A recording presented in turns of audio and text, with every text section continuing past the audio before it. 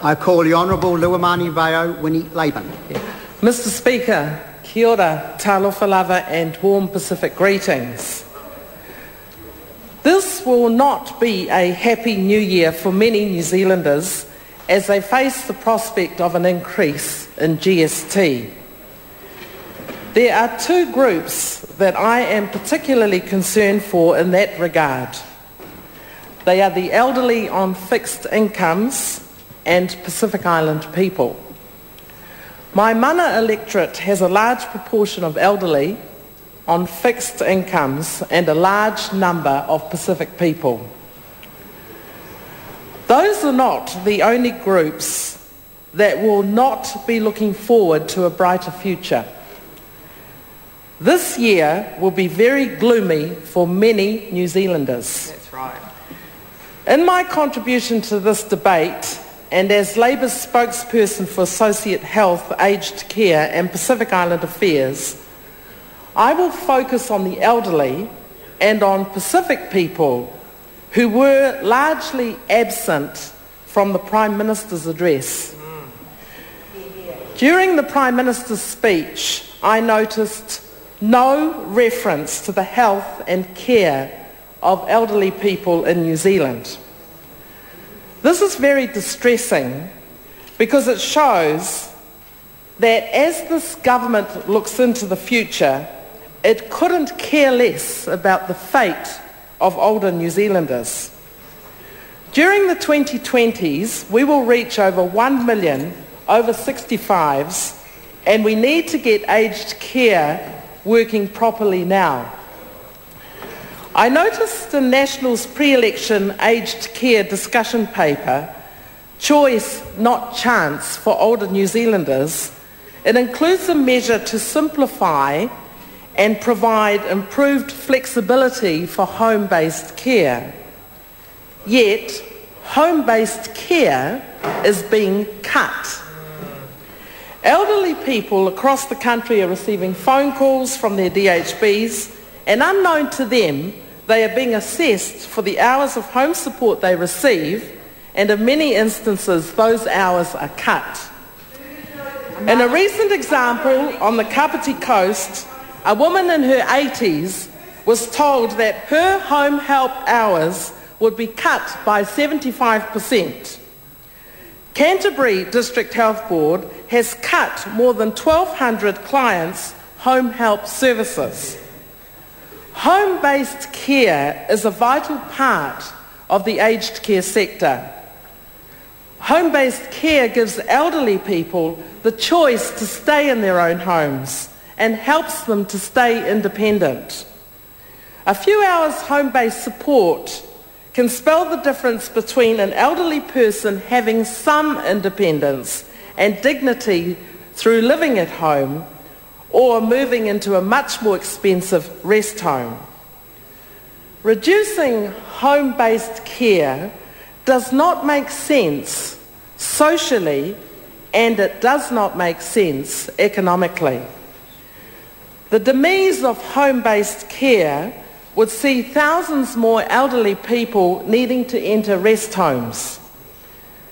This is dark news for older New Zealanders. Absolutely. But it is made even worse by the Prime Minister's statement that signals a rise in GST to 15%. Most older New Zealanders survive on limited fixed incomes. They will receive no tax cuts and will be greatly harmed by a rise in GST. In effect, a rise in GST to 15% will represent a 2.5% increase in the cost of living for the elderly on fixed incomes. Older people are some of the most vulnerable people in New Zealand. The Prime Minister's statement ignored the elderly. One test of the quality of a nation is the manner in which it treats its elderly citizens. The Prime Minister's statement did not pass that test. It does nothing to give the elderly hope for a brighter future. The future looks distinctly gloomy for the elderly under this national regime. Let me now turn to another group of vulnerable citizens and see if the Prime Minister's statement gives them any hope for a bright future. Another group who were largely absent from the Prime Minister's statement was Pacific Island people. The Prime Minister's statement takes three strikes against Pacific Island people. Absolutely. Strike one, an increase in GST. It's obvious to the casual observer of such a move that lower income people will be hit hard by any increase in GST. It is a tax on consumption. So those that must commit a greater percentage of their income towards buying goods and services, food to feed the family, clothes to keep them warm, power to run a household, the basics, will be paying a greater percentage of their income in GST. An increase in GST that targets the poor. For Pacific Island families, most of whom survive on a much lower income than the average New Zealand family, it simply means higher grocery bills, a greater cost for day-to-day items and less savings. It is a greater burden on the people who can less afford it, and that includes most Pacific Island families. It is not so bad for those of us on higher incomes. A slightly higher grocery bill will not dent our budget too much. We have a bit of room to move to absorb the costs. But for those Pacific people and others on much lower incomes, the ability to save may well dry up along with their future prospects.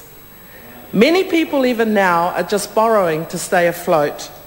What happens to these people? Strike two, tax cuts. Pacific Island people already disadvantaged by the rise in GST will get absolutely nothing from John Key's tax cuts. These cuts aimed at those with higher incomes will be of no good to anyone earning under the average wage of $48,000. This includes the vast majority of Pacific people whose average wage is below the average. Pacific Island average incomes are closer to $35,000. With no help from the tax cuts and a rise in GST, Pacific people will be paying more in tax than before. This is of course consistent with National's plan for Pacific New Zealanders, which includes ongoing personal tax cuts. This is their 2008 policy paper. It's written here as part of National's plan for improving Pacific New Zealanders' education, health and employment. Strike three, It was rubbish. unemployment. There's no plan for increasing employment in the Prime Minister's statement. Unemployment is the biggest problem facing Pacific Islanders in New Zealand. Recent figures show that unemployment amongst Pacific Islanders has reached 14%. This is double the national rate. It is close to the 15% Pacific Island unemployment that we faced when Labour came into government in 1999. It took us years to get Pacific and Māori unemployment down to low single figures. But under National, Pacific unemployment has shot up again. In the past year, 5,000 Pacific people have lost their jobs. It is shameful that National has no clear plan in place to deal with the rapid growth in Pacific unemployment. 3 strikes and you are out. Pacific Islanders, New Zealanders have been struck out by this government. The Prime Minister's statement was silent on Pacific people, and the Minister of Pacific Island Affairs was nowhere to be seen. Where was her advocacy for Pacific people? Labour will not be silent. We will advocate for Pacific people. We will advocate for jobs and for policies that support the economic development of our people in this, their mother region, the Pacific.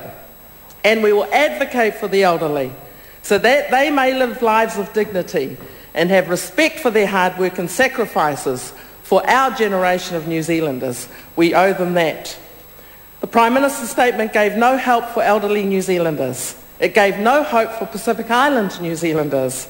The Prime Minister's statement was a speech with no details, no substance, no specifics, and above all, no conscience. The Prime Minister's statement has brought him some time, but time is running out for him. He cannot keep playing the nice guy. He will have to make some tough calls. Perhaps he is leaving that